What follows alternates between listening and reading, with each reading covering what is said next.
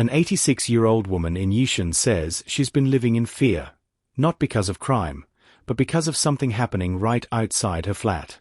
For nearly 8 years, her neighbors have been parking and charging a personal mobility aid and an e-bike right in the common corridor and staircase landing.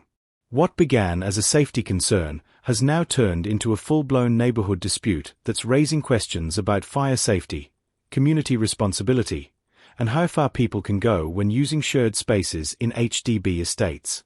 The elderly woman and her family say they've repeatedly seen the neighbors charge their PMA and e-bike just outside the unit. They even took photos to show the fire risk and how the devices block the escape route. But things escalated when one of the neighbors allegedly confronted the 86-year-old for taking pictures, leaving her shaken and afraid. The family says this has been going on for years. At one point, the neighbors moved the devices downstairs, but after a few months, they came back upstairs again. The family worries that if a fire breaks out, people could be trapped, because corridors and staircases are meant for evacuation, not storage. But the neighbors tell a very different story. They claim they never charge the PMA outside at all, saying they always bring it inside to charge safely. They add that the device is medically necessary, used by one of them who suffers from lumbar spondylosis, and that the e-bike belongs to a visiting brother.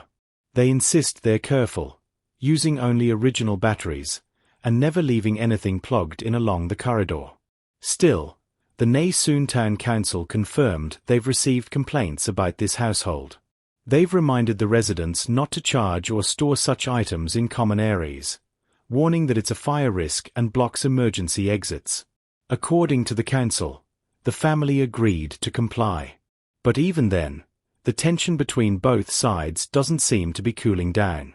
This issue may seem small, but it highlights a much bigger challenge in Singapore's heartlands.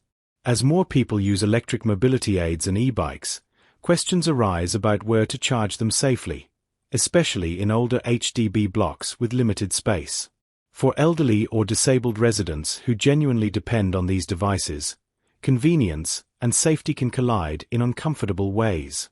So here's the question: should residents with mobility aids be given more flexibility to charge outside, or should strict rules always come first to protect everyone in the block?